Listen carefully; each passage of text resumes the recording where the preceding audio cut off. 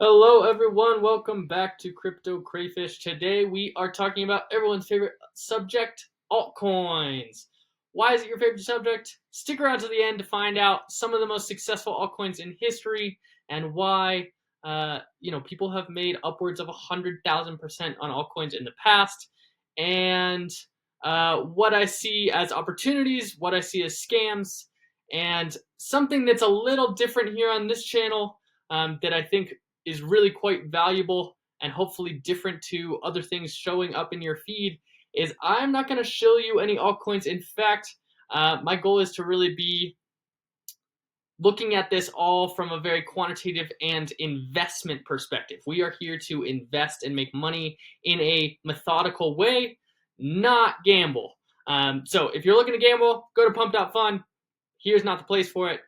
I'm going to be talking about how, if you want to actually keep and grow your money, what I think are the, yes, risky, but legitimate ways to do that in the altcoin market versus what are scams, what are not legit, what are, kind of overnight success stories that maybe aren't real and should be taken with a grain of salt.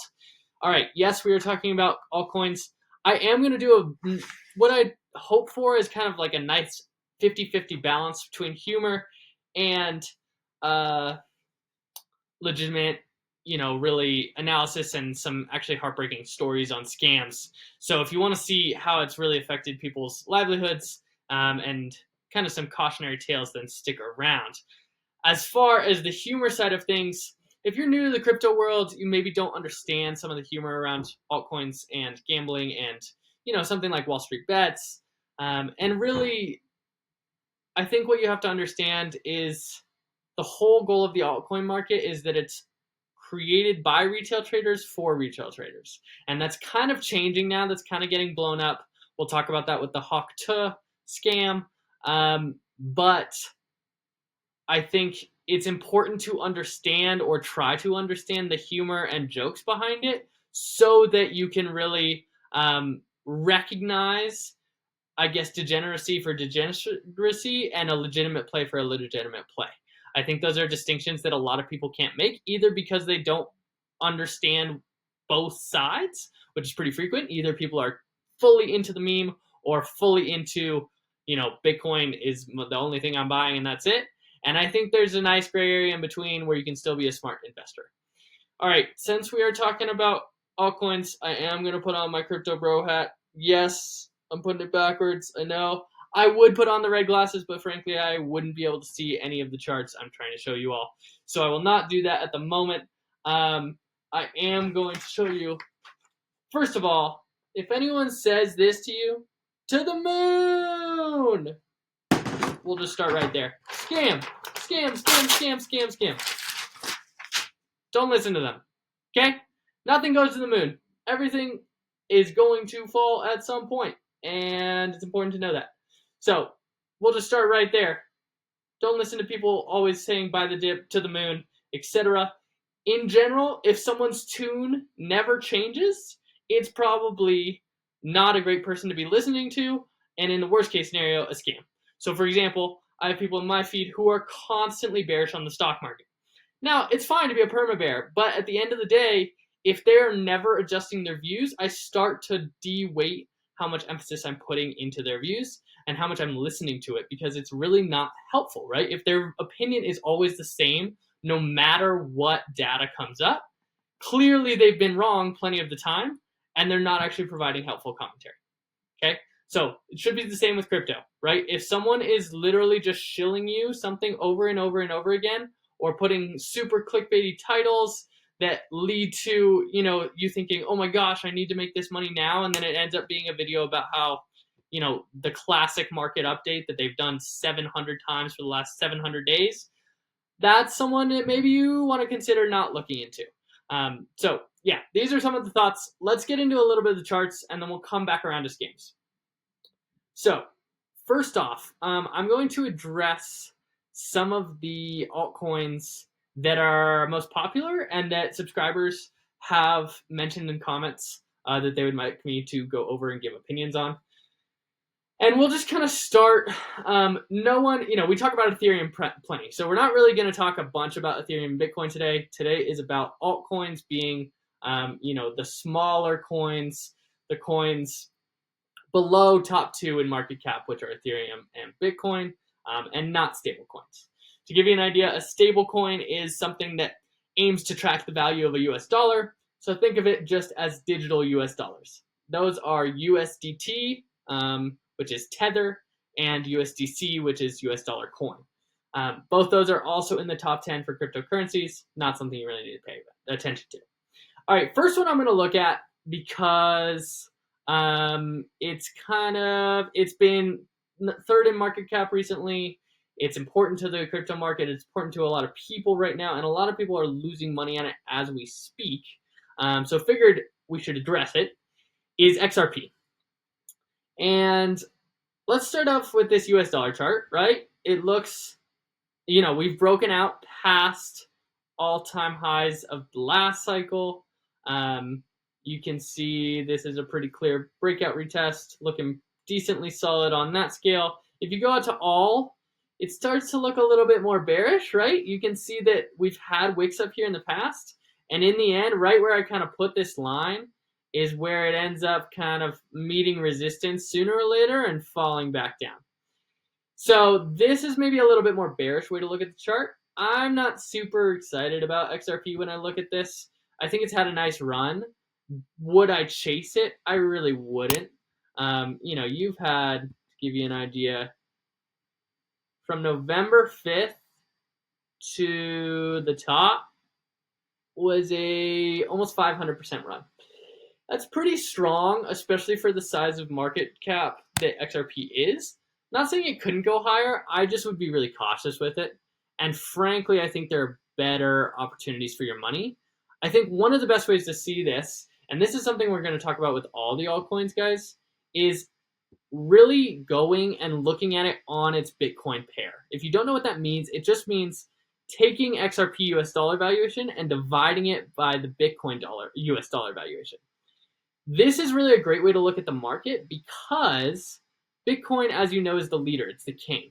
And generally, if something is if it's gonna do well in the altcoin market, Bitcoin also has to be doing well. And so you often get these oscillators or decreasing lower highs in the altcoin market against Bitcoin. And it can be a really good way to actually spot bottoms and spot opportunities.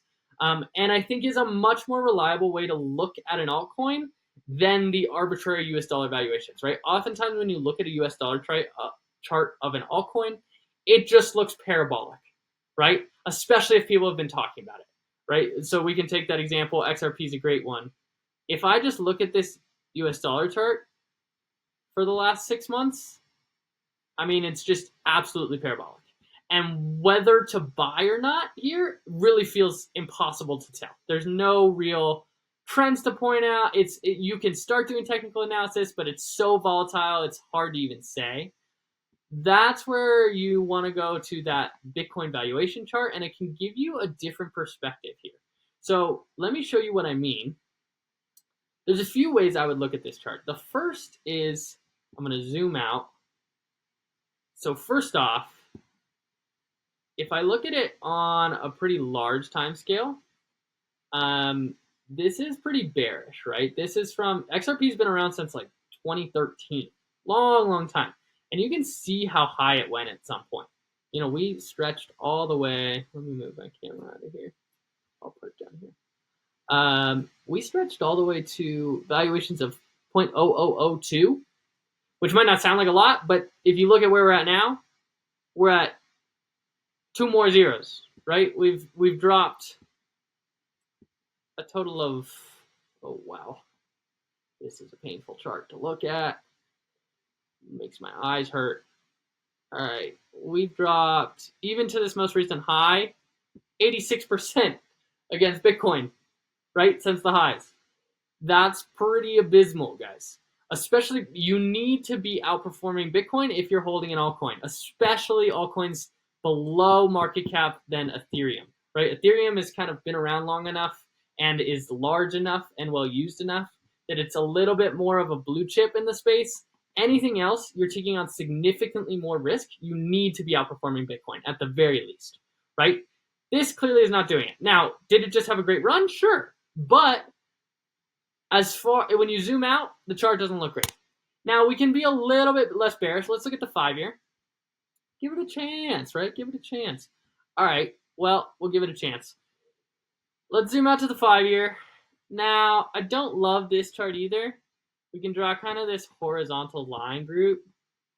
And this kind of shows you where resistance has been found traditionally. And we just wicked back into it. So I don't love that as far as, do I buy now? Nah, I would say now you've missed the move. Now, the most bullish way to look at this chart, which honestly I wouldn't take to the bank, but again, we're just looking at some different options. You can draw a trend line and see these lower highs between all these wicks, right? It's not perfect, but it's pretty good. And you can see that we just broke out of that and retested it. Now, again, I just showed you a different way of looking at it. I'm not taking to the bank. I definitely don't want to buy XRP up here, but potentially you could see a higher run against Bitcoin into this altcoin season with the right circumstances. Again, I'm not buying it. It feels pretty scary to me, but those are my thoughts. All right, let's move on. Now you know kind of what we're going to do for the other altcoins, especially the ones that subscribers talked about here. So the first, let's go maybe least risky to most risky, right? Everyone wants to save the most risky till the end. All right, so we're going to talk about Solana, Litecoin, and Kaspa. We'll start on Solana. So honestly, this has been a pretty amazing. Solana's done quite well this cycle, guys. Like if you take it from the lows, and this is why people love altcoins, right? If you had bought during this SBX scandal that absolutely blew up in Sam Bankman-Fried's face and FTX collapsed, you could have garnered a 2,700% return, right? Now, remember, that's choosing bottoms and choosing tops. Do most people buy when, FTX is completely collapsing and the Solana was unknown whether it was going to even stick around for the next cycle? No. And are most people selling the top? Also no. So just keep that in mind. I do think Solana's use case essentially is as the Ethereum killer. Now, my opinion, I don't think it will ever actually kill Ethereum. I think Ethereum has enough market share ahead of it and is in use enough that it's frankly not going to ever get caught. People say Solana is so much faster, but there's a few reasons why some of that data really isn't great. For example, Solana often counts multiple transactions for a single transaction due to how the actual blockchain works. There's just a few things that, it is faster than Ethereum, but it's not like life-changing. And frankly, Ethereum's not that slow anymore anyway. So do I think it'll actually flip Ethereum in market cap? No, I don't. But I think a good way to look at Solana is imagining it as Ethereum just 1 4-year cycle later. So it launched right in about July 2020. Ethereum, by comparison, launched in, let's see here, summer of 15. So about 5 years before, little under 5 years before Solana launched. And it's looked really similar in a lot of ways, guys. What do I mean by that? Well, let's take this general. So we have a pretty small first peak, which, it was massive, but compared to the second, the second has really outdone itself. And then we haven't quite gotten a third. As far as Solana, let's see if we've gotten the same, right? This is our first peak. And now people think we're coming into that second massive peak. And that's been shown by how well it's done earlier in the cycle, right? We've already hit all-time highs, which is pretty rare for altcoins of this size. Ethereum, right, hasn't done it yet this cycle. So that's some of why there's that talk. And something I just want to point out that's maybe a contrarian view on Solana. I think it'll do well. Like, I think Solana is one of those that I've considered buying myself. As of now, I'm not. I'm okay with the plays I'm making, but I do think, it has a place in people's portfolios. I do think it's proven itself pretty well and likely will stick around for future cycles. So I don't think it's the worst altcoin you could buy by a long shot. Something I will show you, though, that maybe is a little bit of a cautionary tale is, let's go to the ETH BTC chart. We've talked about this a lot, right? We were buying the lows. And I'm going to just take a bar pattern on this, okay? So let's take a bar pattern from this meteoric rise, which was, altcoin season last time, to the current day, which is near the lows, okay? I'm going to copy that. And now let's go over to the Sol BTC chart, right? So both of these were valuing the cryptocurrency against Bitcoin. So it's a nice way to kind of look at the market and compare things. Now, if you look at this, you can see another meteoric rise.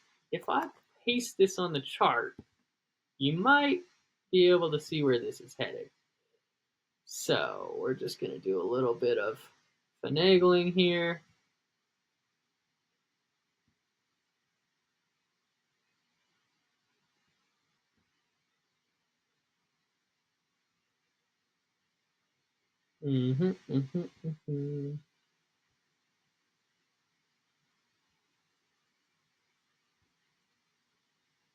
Okay, so hopefully you can start to see this kind of lining up. I'm going to adjust it just bit by bit. So you can see this run lines up pretty well. You get this pullback that lines up pretty well. You get this higher high that lines up pretty well. You get another pullback that lines up decent. And then kind of chopping around, slow bleeding. And right now they're at almost the exact same valuation, right, when we scale it. That's pretty interesting just to look at. And it's counter to what a lot of people in the space will tell you. A lot of altcoin shows will tell you Sol, Bitcoin is going to new highs. Sol's going to blow up against Bitcoin. This would suggest actually maybe Sol's kind of done its run against Bitcoin on the front half of this cycle, and maybe into altcoin season, which we're seeing here in likely in 2025. We'll still likely get some strong USD valuation moves, but it might, if it goes like this Ethereum pattern, it might actually underperform Bitcoin, which would mean you're taking on far more risk for less returns. So that's just something to be aware of. If Sol fell down to where ETH just hit, we've got another 60% to bleed against Bitcoin, right? So remember, like, could still be a higher valuation potentially than it's at today on the US dollar pair. But do you want to lose 60% in an asset where you could just be holding Bitcoin and keeping that 60% and having less risk, right? No, you definitely don't. So that's something I frankly am not interested in Solana above $100. And we're a ways above $100, right? We're at almost 200. So below 100, yeah, maybe I'd pick up some, but I really don't think that's likely until our next bear market. Those are my thoughts on Sol. Let's see what else we got. All right, let's go Litecoin. That's less risky than Kaspa, just based on market cap alone. Litecoin is still in the top 10. It's lower down on the list, though. It's like 8 or 9, I want to say. All right, so this looks like an okay chart, right? If you look at it since the bear market, it's like, oh yeah, Litecoin's doing all right. Then you zoom out, and it starts to look pretty grim, guys. Okay? So, just get an idea here. This is the high back in May 21, and it was $412. We are at 100 right now. So I do not like that. I would love to be much closer to the all-time highs to believe that we're actually going higher than this value this cycle. The other thing that's even worse on Litecoin, right? This looks like a not great chart, but let's look at on what have we learned to do with altcoins? Look at it against Bitcoin, right? Look at it on a Bitcoin valuation pair. And let's just zoom out on this guy. What does this look like to you all? Any math people who have an idea what this looks like? This literally looks like an asymptote to zero, guys. Literally, it's at 0.00 as far as the valuation. It's that small that it's showing zeros. Okay, we were at 0.02, and we've just bled and bled and bled, and even something like the 2021 mania altcoin phase didn't get anywhere near the all-time highs. To me, that shows a coin that is like, frankly, dust. I think it is out of favor. Do I think the USD pair could go up? Sure. A rising tide lifts all boats, right? Like, it could go up, but would I be buying it, especially taking on all that risk versus Bitcoin? No. No way in hell. I mean, this is the worst one we've looked at. All right. And would I be selling it? I don't know. I mean, frankly, it depends on when you've had it since. I can't give you financial advice. I think if it were in my portfolio, I'd probably look for, a peak on the USD, sell it, and put it in something else. Remember, every dollar of Litecoin you're holding is a dollar you're not holding of something else. So even if you're at a loss, this is not looking like a great chart. And at some point, it's time to be like, all right, what is the future? And, you don't have to make the money you lost back in the same coin. Do it in something else. It could even be stocks. It could be bonds. It could be in, walking your grandmother's dog. I don't care what it's in, but it's probably not going to be Litecoin. Let me be honest. All right, let's get into Kaspa. This one's newer, right? And hence why I think it's more risky. There's a lot of new coins on the markets, and they, if they haven't lived through a full cycle, that scares me. That is something, these can cease to exist. These can become rug pulls. A rug pull is where a developer essentially creates a coin. They buy it. They create a lot of frenzied hype, and then they pull the rug, meaning they have the majority of the supply, and they use all the hype they've created to be their exit liquidity and make a bunch of money. So I'm not saying that's necessarily what's happening with Kaspa. I'm just saying it hasn't proved itself over multiple cycles. And so therefore, you should think of it as very risky, right? Even within the crypto world. Now, Kaspa USD, we'll start there, right? Our classic. Maybe let's look at a yearly chart. Yeah, so it's kind of been chopping around this year. That's fine. It launched back in kind of 2022, and it had a really strong run into the end of 2023. And the real reason for that, if you go look at this article, we can learn a few terms for those of you that are newer. We've got proof of work versus proof of stake, okay? Proof of work is something like Bitcoin. There's a limited number of coins that can be produced or mined, and each one requires a certain amount of essentially work to add it to the blockchain and unlock it, right? And that's what proof of work is. That's what you hear about Bitcoin mining. Proof of stake is something like Ethereum. That's something where coins are locked up for a period of time, and that allows this kind of controlled supply system that allows for something that's much more transactional often than a proof of work, and therefore it's often much faster, okay? Both have advantages and disadvantages. Kaspa essentially claims to have proof of work, but at proof of stake speed. Again, frankly, it's untested. People talk about it as the Bitcoin killer. It's really the only other proof of work coin that's existed, and it's faster than Bitcoin. Like, frankly, Bitcoin has been around, and it's strong enough now, guys. I don't think it's getting flipped. And I think maybe the reason you saw this run, right, into the end of 2023 is that was before Bitcoin ETFs existed. So it's hard to really think of a world where that's true if you're a new investor. But before Bitcoin ETFs existed, people still very much thought Bitcoin could just be a fad, could just be wiped off the face of the earth one day. And I think once the ETFs came about in early January, you had maybe a little bit of a wake-up call on that, and hence why you've had maybe more of a flatter year. You could also argue it's just consolidation. Who knows?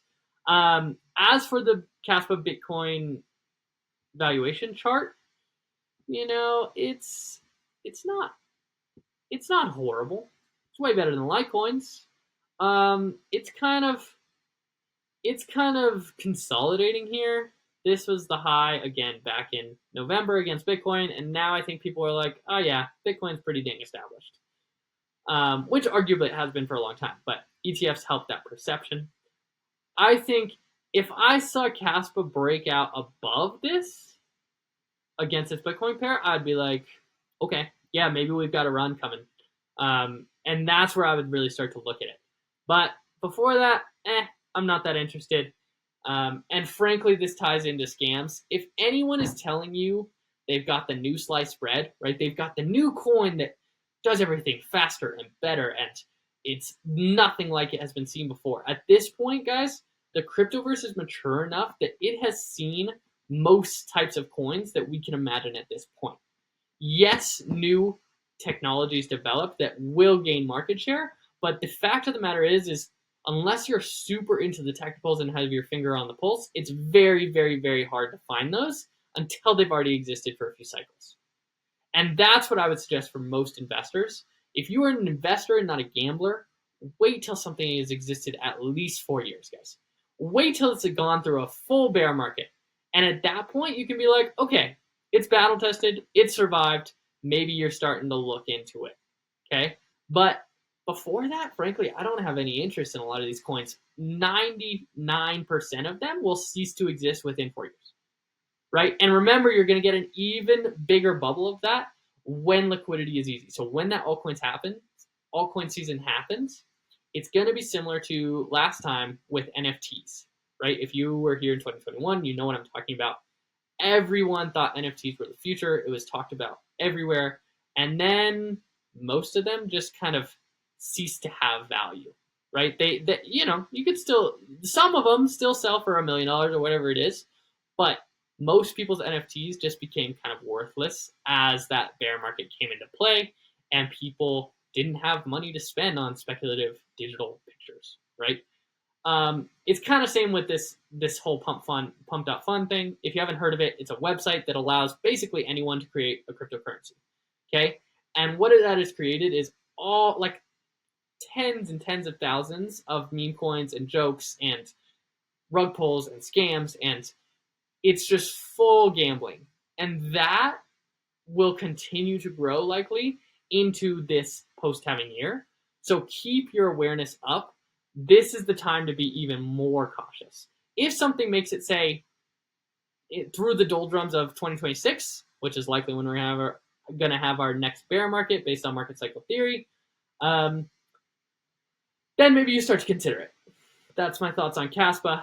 The only other thing I'll say, if you're looking for a short-term move, something that can sometimes be helpful is looking for a double bottom on the Bitcoin pair. Okay, what do I mean by that? Well, let's look at XRP here. Okay, we had this breakdown, all these kind of wiggling sideways price action. We had this strong breakdown against Bitcoin into 2024. You saw this low get put in right here.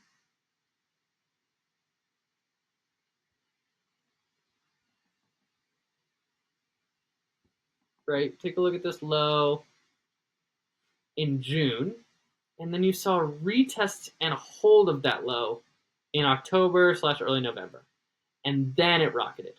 That's a pattern you see pretty frequently in the altcoin market, guys, and I think is a nice way if you're a shorter term trader looking for a quick buck.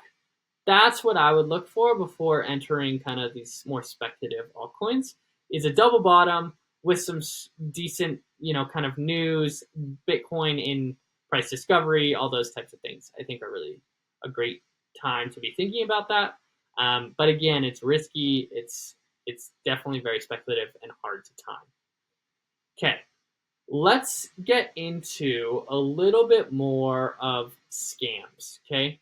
So we were just talking about how if someone is telling you they've got the newest thing since sliced bread, you're gonna miss it. It's life-changing tech.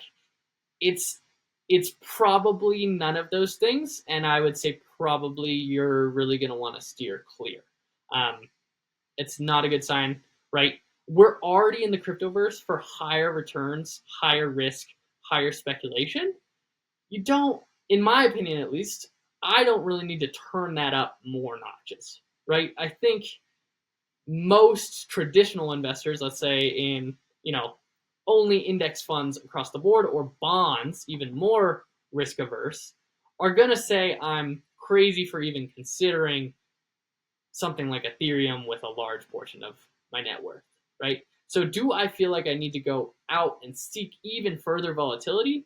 I really don't. And that's something I would say to you is, if you've held a cryptocurrency through a correction, right? Let's say I know I've got plenty of subscribers who just held through this roughly 28% or 30% drop in ETH USD, right? Again, a pretty routine drop, something we see frequently, but not fun to hold through. Drops are never my favorite. And yeah, this ended up being these wicks are showing right around 25%. But you get the point. 25% correction. Were you really, what I would ask you is, were you extremely comfortable during that? Were you like, oh, I don't even care? And if that's the case, okay, maybe you've got the iron will, or I guess maybe you've got really padded finances that just like this money you've got in here just really isn't a big deal. Then maybe you go looking for some even more speculation in the altcoin market.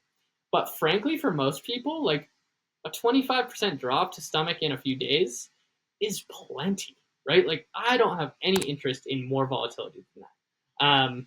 I feel very happy with where I'm at and dealing with kind of the volatility I've got to deal with.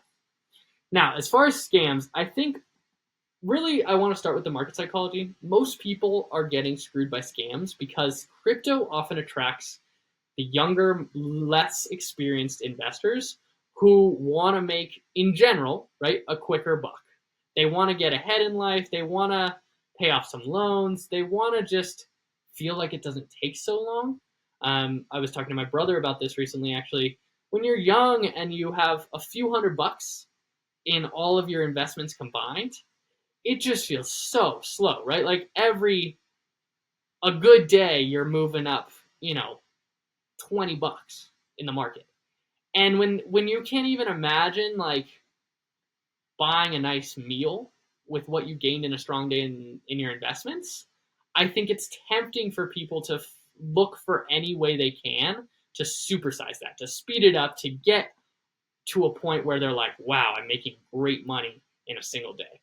And I would push you all to try and avoid those feelings, right? If you get those feelings, acknowledge them, talk about them with people you love if you can. Feel free to comment down below if you want to chat. But those types of feelings are not going to make you rich over the long term. They're not what's going to help you become a really great investor. You want to be focused on building skills, building knowledge when you have a small amount of money, so that when you have a lot of money, you don't lose it all, right? And I think that's the key there is, sometimes you see people go for the supersize, right? They go all in on Kaspa with their $400 and they take it to $2,000, right? They get lucky. They come out and they're like, wow, that was awesome. Now I want to do that again. And maybe they continue killing it, right? Maybe they get to like 50K. But then you see oftentimes, the next bear market hits, the next whatever, and they're in all these speculative plays that just, frankly, they're gambling. They stop working great. And it's going to depend on the macro conditions as well. And so, like, if they're in all these plays that have been working really well in a strong bull market where the stock market's hitting all-time high after all-time high, and then suddenly you have, a liquidation spike down like we just had, or God forbid, a recession, Suddenly they're going to be in a market environment they've never seen before and they don't understand how to operate in, and it's going to take them down a huge notch. So that's what I'm saying is, focus on that building education and kind of focus on the percentages more than the dollar values, so that once you do have larger dollar values, you can feel confident in the skills you've built. That's my advice. And again, think about that volatility piece. Do you really need to be in something that you have to watch go down more than 25% in a day, right? Because I can tell you this, there's someone in Litecoin who bought up around $400 and is still holding it.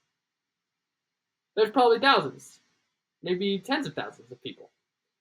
And they've sat through all of this, knowing full well it's been the most profitable stock market in history, right?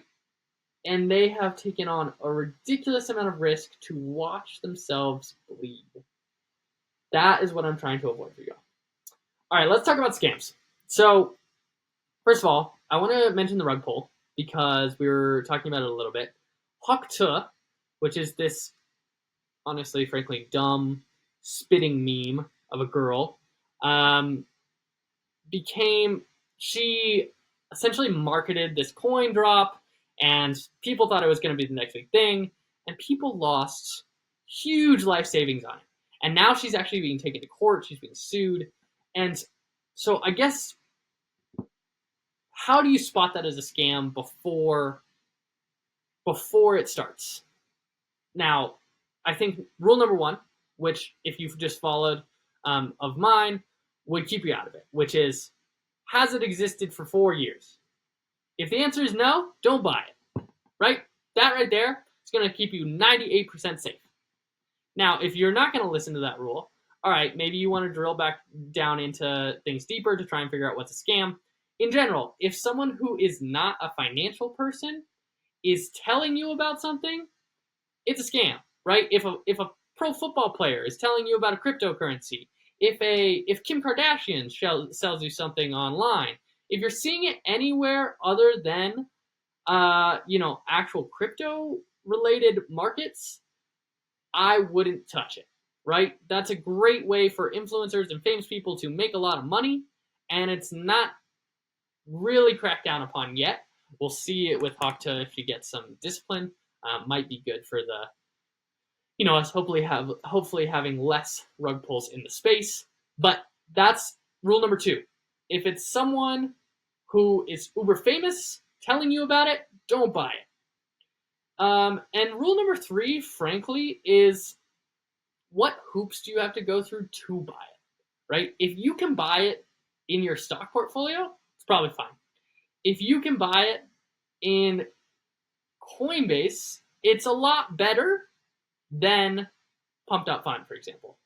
So there's kind of degrees of what I would say like traditional or regulated ability to buy crypto, and that is something I would think about as well. If you have to open a Pump.Fund account to buy something, red flag, okay? All right, now let's talk a little bit more about scams rather than rug pulls. And this is super common, guys. It's not something you really have to worry about if you're holding stocks. So, for example, leveraged Ethereum ETFs, the combo Bitcoin Ethereum ETF now that exists or will exist, Bitcoin ETFs, whatever it is, it's not so much a big deal there. But if you're custodying your own crypto, it's decentralized, right? And what that means is the government is not regulating it. And what that means also is you've got to be your own security. Uncle Sam is not watching your back, right? And that's what people like about it, but they don't see the downsides. And I do see the downsides. I've watched people really struggle with it. Frankly, I'll be honest on here. That's something that, is important for this channel, I think, is transparency. I put about, when was this? This was about 2021.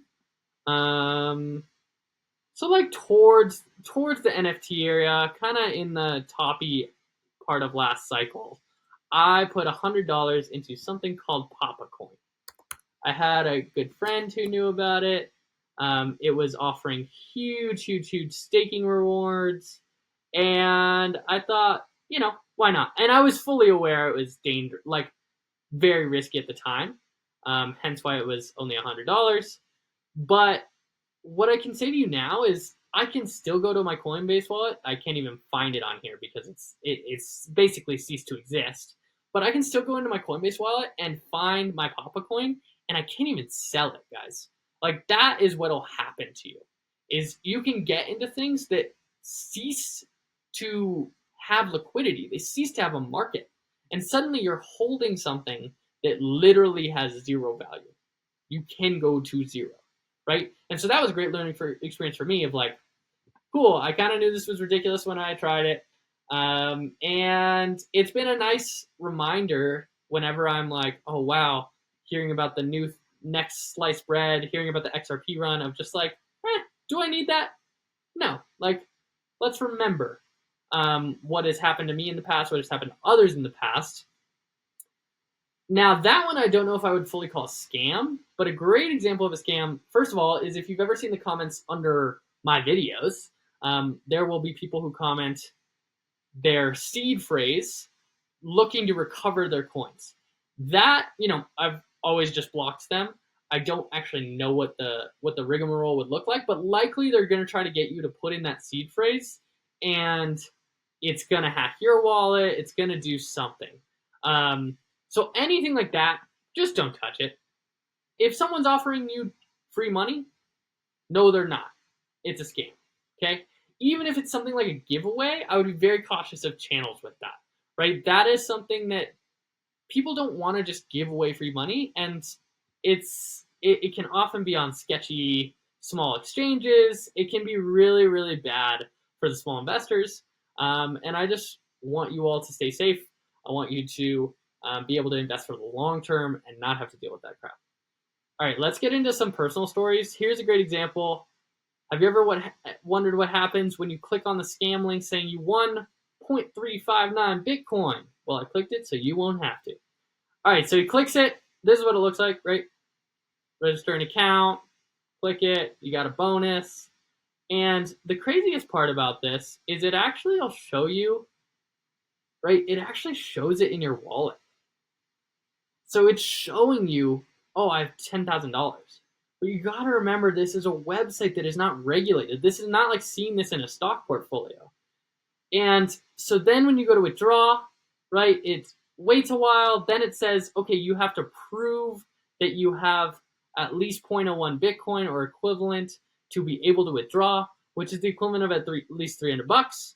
And a lot of people put in $300 to get out their 10,000. And guess what? They never get it out, right? You just gotta, like, if anyone's offering you something that sounds too good to be true, it is. Don't do it. Now, this is like a relatively harmless one, even $300, not the end of the world. This last one breaks my heart. And this, I'm really going through like kind of the range of scams you can see in the cryptoverse. Another one that's really common is like people showing you Discord links or whatever it is, and when you click it and link your wallet to it to show you the funds or whatever it is, you end up getting drained. So just be aware of that. This is a 25-year-old. She starts talking with someone online because they share a love of dogs, and they're talking about meeting in person, all this different stuff. They talk for hours a day. Like, they really become what she thought was friends, right? And he starts talking to her about how he's made a lot of money crypto investing and how that's how he's able to take vacations and stuff. And eventually she kind of asks for his help learning that, right? And so she begins with $100. She puts it into this website, and he teaches her how to trade. And it goes from 100 to 250. It goes from 250 to 1,000. Eventually, over the course of a few weeks, it goes to 50 grand, guys. Can you imagine? You think this is a breakthrough in your life. And especially if you haven't been around money before, or you're uneducated in the world of finances, because our schooling system just doesn't go there, right? You're like, oh my gosh, I finally found a break. I finally found someone who wants to help me. I'm making money. And she goes to she goes to withdraw, right? And it says it gives an error saying she needs to pay 10 grand in a trading tax due to the high profits. Okay, again, she's not very educated, so she begs for help to pay the tax. He refused to help further, saying he's done enough already. And in a panic that she's going to lose her 50K, which isn't real, she takes out a high interest personal loan at a 46.9% rate, guys. We can go into some traditional finance. I'm always happy to have those calls. I'm a real estate investor myself, but 46.9% is just brutal. And she pays it, and it all disappears. And the next morning she wakes up, she's blocked. This person she's been talking to for hours a day is gone, right? And the worst part is she can't even if the police can find that person, oftentimes there's not laws that really regulate them. And so there's a lot people can get away with this, guys. And so you really just need to go on if you need to find your own resources. If someone is coming to you, be cautious. That's my advice. And this person, they're still paying $550 a month towards that loan, and they can't pay it off. It's a never-ending burden. They're going through it emotionally, financially. Like, it's just brutal. And so that's the type of stuff, like, that is elaborate. That is something you can see. And so what I would advise you is find your own information. Find free information, right? Like, there are a lot of people with paywalls and Discord groups and all these things that you can pay for. And I think overall, the mass majority are not worth it. Maybe not a full scam, but not worth it. I think you can find enough free information to really become your own investing guide in this world. And I think you can do really well if you just commit the time, energy to really work hard and do your due diligence and learn it. And I think, I hope to be able to help you all do that.